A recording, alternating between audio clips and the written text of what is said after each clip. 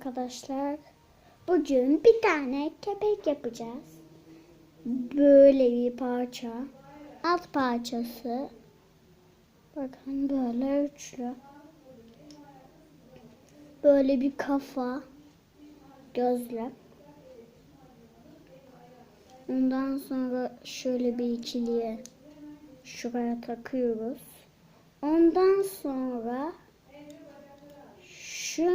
şu ikiliyi de diğer bacak gibi bitiriyoruz.